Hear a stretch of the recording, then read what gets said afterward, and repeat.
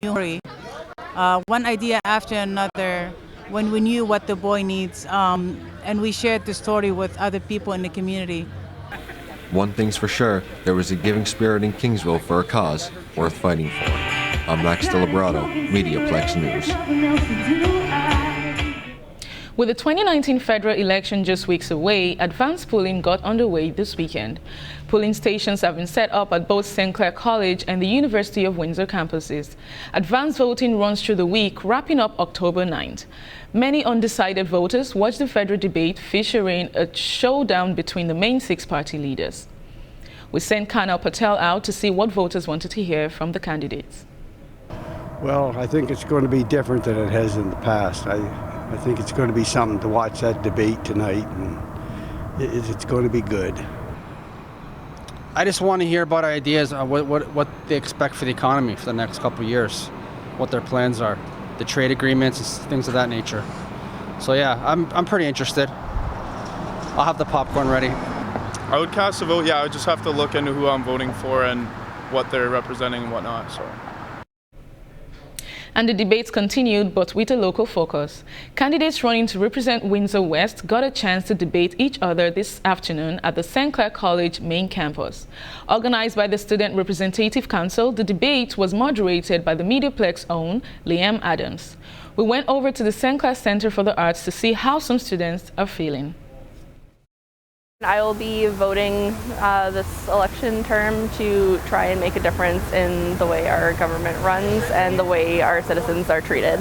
I'm not voting in this election, this federal election, because I think all the candidates are globalists and nothing much is going to change from this election or any upcoming elections if you ask me. So really it's just, I don't care who gets in. And I'm going to vote for Sandra Pupatello because I know her. And she's always done a good job. She did a good job as a cabinet minister, and she's going to do a good job on her new job as an MP. I had a privilege of voting. I would have done the voting, but then again, I'm an international student, so I'm not provided with the official documentation to give a voting for Canada's next. I will be voting. I think it's important to vote. If you don't vote, there's no complaint. That's basically it. So everybody vote. Windsor Transit is leaving several people, including students, asking, "Where is my bus?" Amodilin tells us more. Crowded buses. This seems to be a problem for students as the new semester starts. Many students are having problems getting on the buses as they are packed quite often. Even with more than one bus coming to each stop at a time, it still seems to be an issue. Students have said that some buses aren't showing up at times that are listed, leaving them waiting around longer, and it's starting to affect their classes and their learning. Buses are coming in very much frequent way, like once he has a option of 10 minutes break. But as a student have grown in the September intake, like more than 4,000 students have arrived in St. Clair College. Whenever I get up on the bus from my stop, which is at Campbell at University, I hardly get a chance to sit in the bus, and sometimes even bus comes in two in a row. Like one bus doesn't come and the second bus comes in, but the both buses are sometimes goes like not in service, so we have to wait for another bus.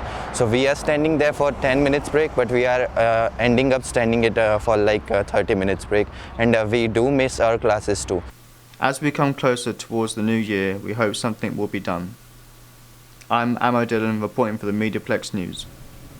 Fire Prevention Week is underway in Windsor Excess. The Excess Fire and Rescue Service is encouraging people to make a plan and practice in the event of a house fire. The service will be hosting open houses at all 3 fire stations on Wednesday from 6 p.m. to 8 p.m.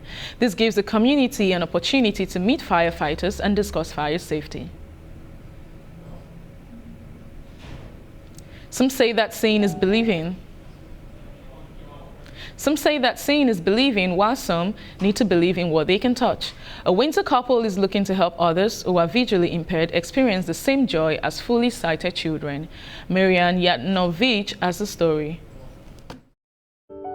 Some say childhood is the best time in our lives. No worries, no problems, no fears. Just us and our friends, both real and imaginary, rolling around in a world of fantasy, flying high in the sky, diving deep into the ocean, climbing mountains in our minds, but for some people, their imagination is their reality.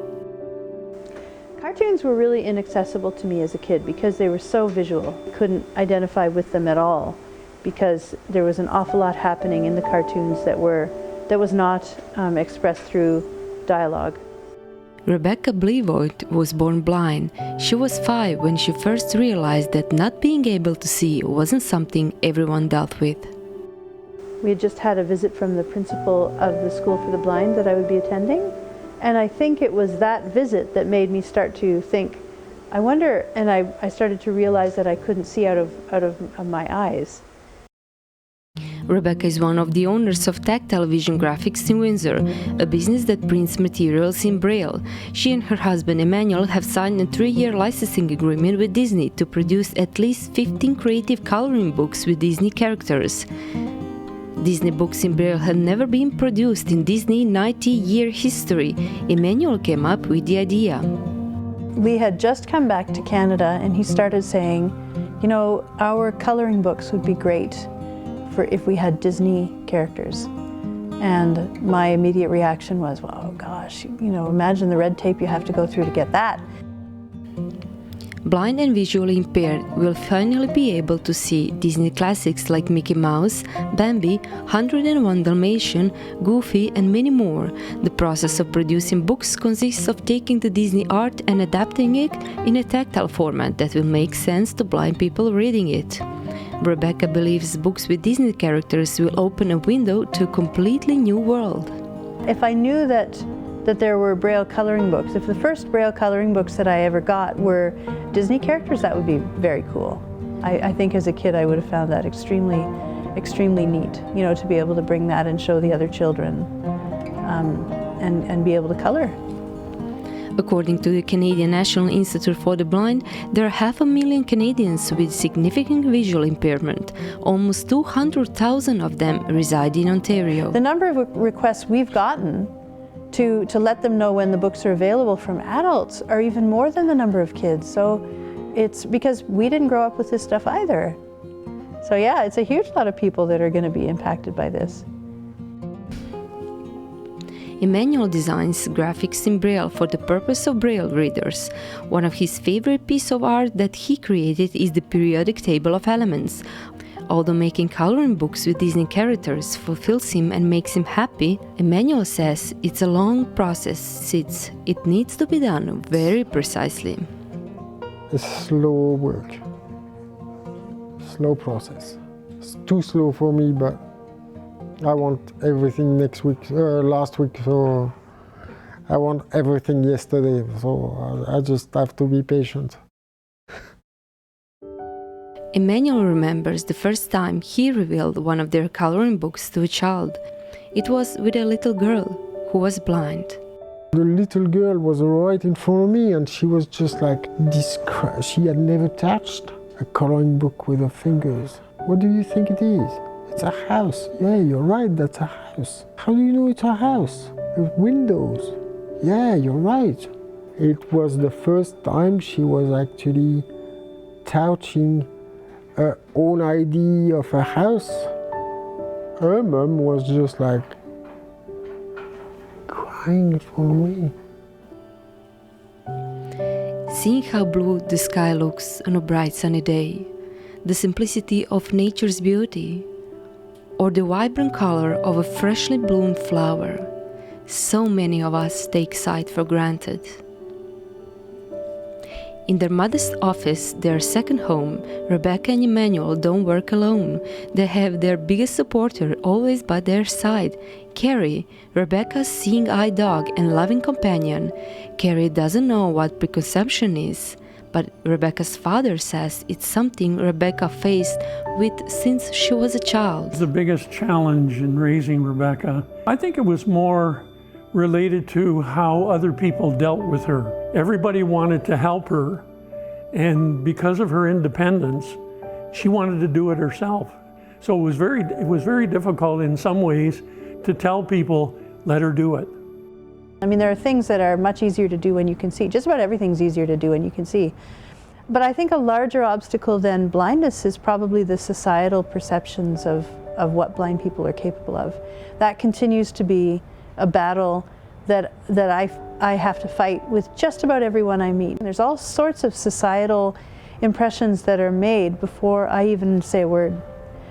It's really funny because when Rebecca was a young girl, and even into her teenage years, I thought that this girl's gonna make her mark because she was so inventive, and of course she's met Emmanuel, who is a very creative young man, and between the two of them, they've come up with this phenomenal idea, and they'll do well. Rebecca decided to embrace her destiny from the moment she became aware of it. Today, she is brave, confident, happy, and determined to bring Disney characters in lives of blind and visually impaired, especially the young ones, and take them on a journey in which they have never been before. The most important thing, after everything and before everything, is to be true to yourself. Whatever society throws at you, whatever other expectations people have of you, listen to your inner voice and do what's in your heart.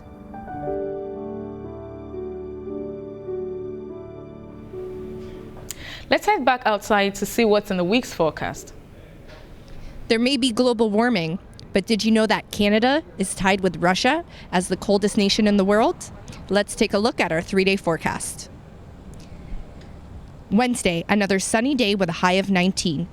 Thursday, we can expect a mix of sun and cloud and high of 21.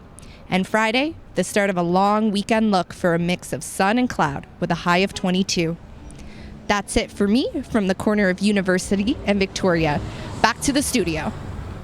A local bookstore is increasing their bilingual content and kicking it off with a festival. Joyce Saint-Atienne reports. Books, books, and more books. Book lovers attended the launch of BookFest at Biblioasis on Tuesday, October 1st. The room was packed with attendees, and they enjoyed coffee and desserts during the long-hour event. The new chair of BookFest, Colleen Mitchell, spoke about what the festival is about. Well, BookFest is a festival, a 5-day festival, and its mission is to bring in Canadian authors and to introduce those authors to our community, and for the community to have an opportunity to interact with the authors and to be inspired.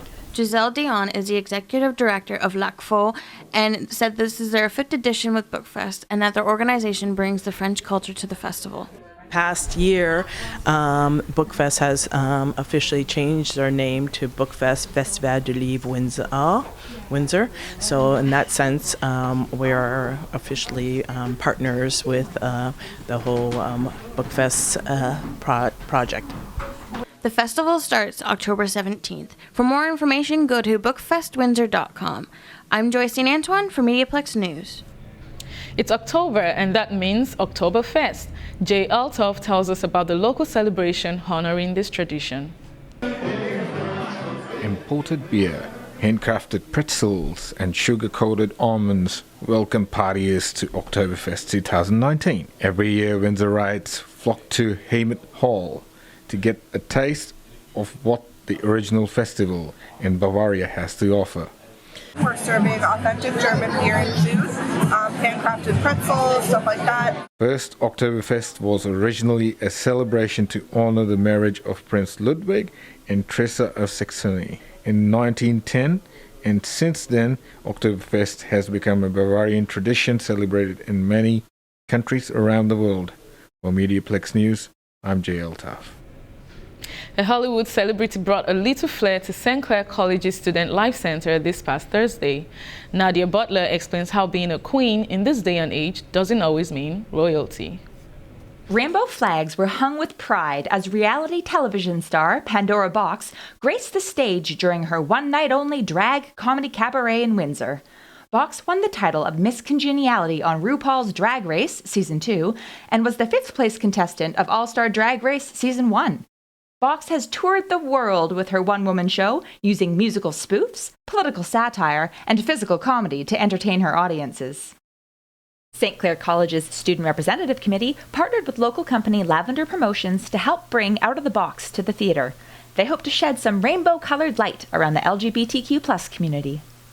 And so we thought this was a great addition to the programming that we already do for the LGBTQ+ community and for all ends of spectrum for our college, as we are trying to make this college a very safe environment for students and make it feel like home for students, and this is just another addition to that creation. Head of Lavender Promotions, Lawrence Lavender, has been a longtime fan of Box and knew that Windsor audiences were ready for a performance like hers. I mean, this is a performing art, right? It's singing, comedy, acting. They just happen to be doing, this particular performer happens to be doing it in costume, right? So female impersonation as part of the act. Lavender is also excited to bring his movie Adventures of Priscilla, Queen of the Desert, starring RuPaul's Drag Race All-Stars champion, Trixie Mattel, to the Windsor International Film Festival on November 9th. For MediaPlex News, I'm Nadia Butler. The Windsor International Film Festival's 48-hour Flick Fest began last Friday night. We sent Felicia Guyo to cover the event. The Mark Boscario 48-hour Flick Fest launched over the weekend. It brought together filmmakers of all skills level for this exciting and tireless two-day challenge. It's a contest that embodies a courage and passion of filmmaking. The competition began at 7 p.m. last Friday and ended at 7 p.m. Sunday. All processes such as shooting, writing, and editing were completed within 48 hours. This not only tested the individual abilities of every filmmaker, but also their teamwork. Matthew Sibeli, the director of the 48-hour festival, said the most important thing is that young filmmakers express themselves to keep the film industry alive. We want to challenge young filmmakers and professional filmmakers to create a film within 48 hours. And what it does is it gives them, we're working with this is a part of Windsor International Film Festival, or WIF. Most contestants said the stress was outweighed by the excitement of the competition. I think it would be a great learning experience and also like a way to develop my leadership skills, and as well to be like start getting inserted in the film festivals like world sort of thing. So I think it would be a fun experience overall, yeah. These films will be screened at the award night on November 8th at the Capitol Theatre. Reporting for MediaPlex News, I'm Felicia Guo. Most people wish to live a long, healthy life. Max de Libretto looks into some of the research. Did you know that scientists have discovered a way to decrease the age of your blood by 2 years? They're able to do this by using prescription drugs mixed together, kind of like the ultimate cocktail, according to UCLA professor Steve Horvath. They use a mix of diabetes medication and human growth hormone. This regenerates your thymus. The thymus creates T cells. These are imperative to your immune system. As time goes on, your thymus shrinks. The mixture of the human growth hormone and diabetes medication have allowed scientists to regrow your thymus with virtually no side effects. Note that as you age, your body goes through a process of methylation. Methylation is the aging process in effect on our DNA molecules. Methyl will decrease over time in your DNA molecules. So, by looking at the biomarkers in blood, we are able to tell just what someone's life expectancy is. Fun fact, in people over 100 years old, the part of the brain involved with motor skills actually is one of the slowest things to age. I am Max de Libretto, and this is your Health Minute. At the MediaPlex, we have a lot going on. Let me show you.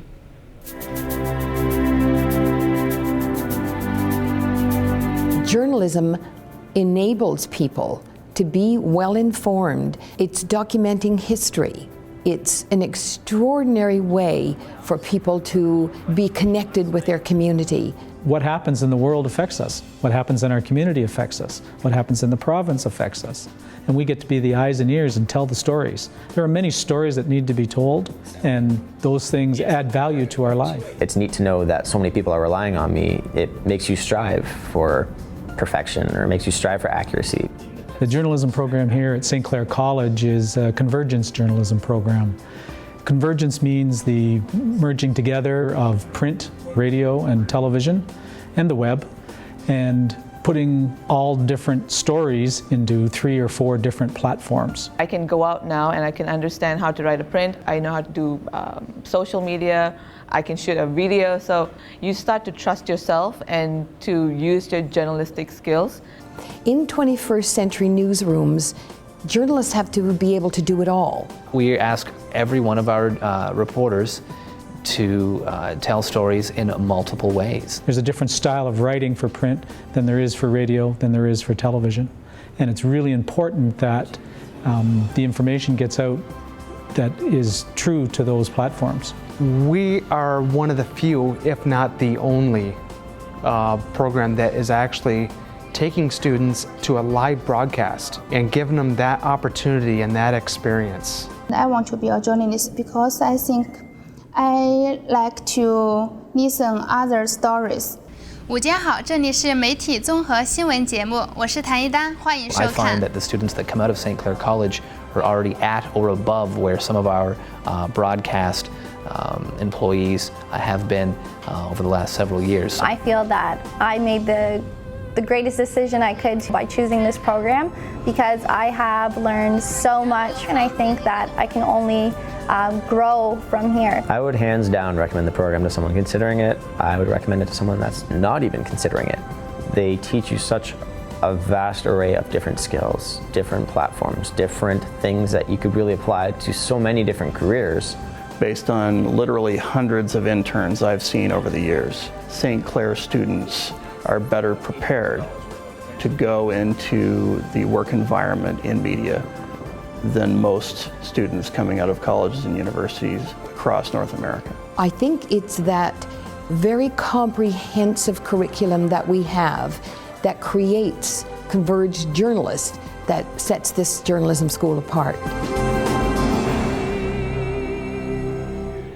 We'd like to keep in touch with our graduates, and today we hear from Global TV's Sean Prevel. Hello, I'm Sean Prevel, a graduate of St. Clair College's Journalism and Media Convergence programs, coming to you from Global News in Toronto. I currently work here at Global as an online video journalist with the National Online Video Team, and it was thanks to what I learned at St. Clair that brought me to this point. So, if journalism is the type of thing that interests you, check out St. Clair College and see where it can take you. Ever wonder what we do here? Join us November 23rd for a college-wide open house, 10 a.m. to 10 p.m. Take a tour, meet faculty and students, learn about student services, explore financial aid options, plus win great prizes. Hope to see you there.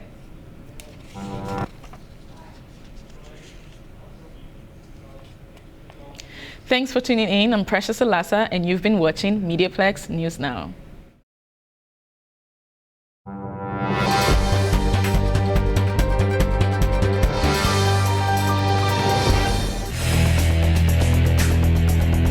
MediaPlex News Now is a production of the St. Clair College Journalism Program.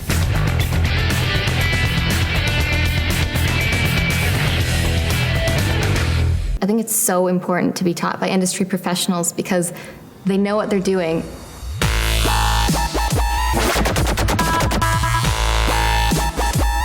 They're not just teaching because they read it in a book somewhere. They're teaching because they've lived it. I choose to take control of my future, and my path is St. Clair College. I choose to be here.